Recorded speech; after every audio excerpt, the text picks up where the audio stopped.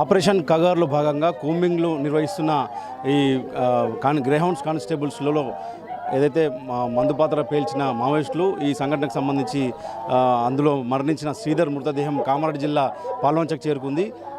బంధువులు కావచ్చు, కుటుంబ సభ్యులంతా కూడా పెద్ద ఎత్తున రోదనలతో ఇక్కడ మిన్నెడుతున్న పరిస్థితి మనం చూస్తున్నాం. పెద్ద ఎత్తున కుటుంబ సభ్యులు, బంధువులంతా కూడా ఇక్కడ చేరుకున్నారు. అతని మృతదేహం కూడా ఇక్కడ చేరుకున్న పరిస్థితి. అతని భార్య రోధిస్తున్న దృశ్యాలు చూస్తుంటే కూడా మొత్తం మనసులు కలిచివేస్తున్న పరిస్థితి కనిపిస్తుంది. ఏడాది గడవక ముందే ఇట్లాంటి పరిస్థితి జరిగిన పరిస్థితి ఉంది. ఎందుకంటే పెళ్ళై ఏడాది కూడా గడవలేదు. దీంతో ఒక్కసారి విషాదం అలుముకుందని చెప్పవచ్చు. తల్లి చూస్తున్నాం, తల్లి గుండెలు అవిసేలా రోధిస్తుంది. తను అమ్మ ఎప్పుడు మాట్లాడాడమ్మా మీ కొడుకు? ఎన్ని రోజులకి పోయినాడు? 3 గొట్టంగా పోయిండు.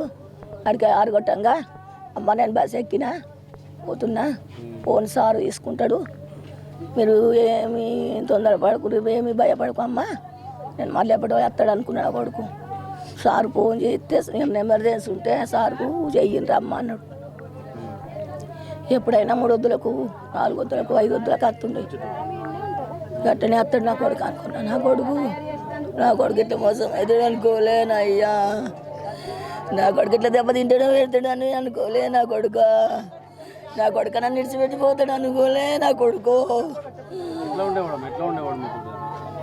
నా కొడుకు బంగారము. నా తండ్రి నేను కష్టపడి సాధినా అని నన్ను కూర్చుండబెట్టి సాధిండు. నా కొడుకులకు నాకేం లేదని నా కొడుకు నువ్వు మత చేసి నడిపినవు అమ్మ అని నా కొడుకు నన్ను కూర్చుండబెట్టి నడిపిండు. అయ్యా నా కొడుక నా నాయన 9 ఏళ్ళు కావచ్చు, 8 ఏళ్ళు 9 పడవచ్చు. నా కొడుక నేనేం చేతు నా కొడుకు.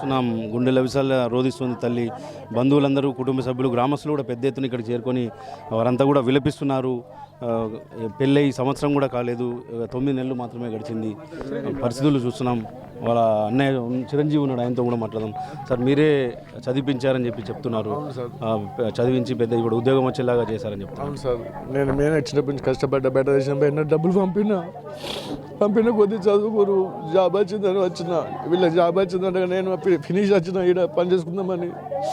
జాబ్ వచ్చింది 3 సంవత్సరాలు అవుతుంది బాగానే. పెళ్ళి కూడా 8 నెలలు అవుతుంది. వీళ్ళ మొన్న రావణ మన అంతమంది ఇక్కడ మన 7 బెటర్ నిజాం వల్ల అక్కడ నుంచి హైదరాబాద్ తెచ్చారు. హైదరాబాద్ సంవత్సరం అయింది మా అంటే. మొన్న రాత్రి తెలిసింది మాకు ఇట్లా బ్లాస్ట్ అయిందని. ఇట్లా బ్లాస్ట్ అయింది, చనిపోవాలని చెప్పలే. కాకపోతే ఏంటంటే ఇట్లా బ్లాస్ట్ అయింది, కొద్దిగా అక్కడక్కడ ఇంజరీస్ అని, ఇట్లా బ్లడ్ వస్తుంది, మేము హాస్పిటల్లో ఉన్న సీరియస్ ఏం లేదు, మీరు బలంగా రమ్మని చెప్తే వెళ్ళాము. వెళ్ళకేముంది డెడ్ బాడీ ఉంది అక్కడ పేవర్కి.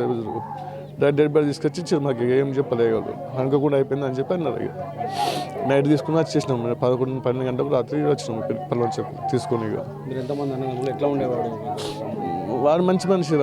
వానికి బ్యాడ్ హ్యాబిట్ ఏం లేవు, ఎటువంటి బ్యాడ్ హ్యాబిట్స్ ఏం లేవు వాళ్ళకు.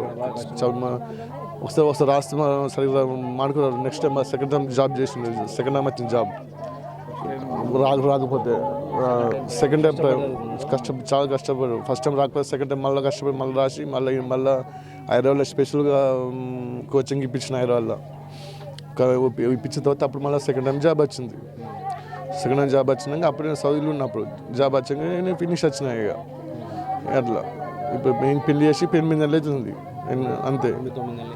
8 నెలలు మా అంటే ఇంకో వారం తక్కువ 9 నెలలకు. ఇక అంతే సార్. అందులో ఏమైంది ఎట్లా ఎప్పటిలో వరంగల్ ఇట్లా వరంగల్ అప్పుడప్పుడు పోతురు. అట్లా పోతే ఎప్పుడైనా పోతారు, ఒక వారం పోయి మళ్ళీ 4 రోజులు ఉండి మళ్ళీ అట్లా వస్తుండే. అట్లా అనుకున్నాం. కానీ ఇట్లా ఇంత పెద్ద నక్సలైట్లు అందులో పంపిస్తాను మాకు తెలియదు, చెప్పలేదు కూడా. అది మెయిన్. అట్లా చెప్తే వాళ్ళు కూడా చెప్పలేరు, వీళ్ళకి తెలియదు, మాకు తెలియదు. ఇక కాకపోతే పేరు అయితే శ్రీధరు మా కొడుకు క్లాస్మేటు. అయితే అతడు ఏమేమంటే పోలీసులో జాయిన్ కావాలని చెప్పి ఆయన ఉద్దేశం. అయితే ఫస్ట్ టైం ప్రిపేర్ అయ్యి ఫస్ట్ టైం అటెంప్ట్ చేస్తే ఒకటే మార్కులో పోయిండు. 1 మార్కులో రిజెక్ట్ అయిందనమాట. మళ్ళా ప్రయత్నం చేద్దాం, చిన్న ఏజ్ కాబట్టి. ఎస్ఎస్సి ఇంటర్మీడియట్తోనే ఆయన చదువు ఆపేసిండు. ఎంత బీద కుటుంబం అనమాట. అయితే మళ్ళీ సెకండ్ టైం ప్రయత్నం చేసిండు. సెకండ్ టైం ప్రయత్నం చేస్తే జాబ్ వచ్చేసింది. జాబ్ వచ్చి ఇంత ఇది వ్యక్తిగతంగా చాలా మంచివాడు సార్. అలా సర్కిల్ మంచిది, వాళ్ళ ఫ్రెండ్స్ అంతా చాలా మంచిది.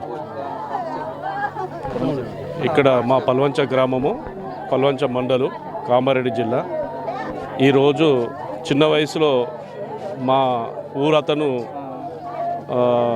ఒక వీర జవాను అంటే బీఎస్ఎఫ్ జవాన్గా జాబ్ వచ్చిందంటే మా విలేజ్ అందరం చాలా గర్వంగా ఫీల్ అయినాం.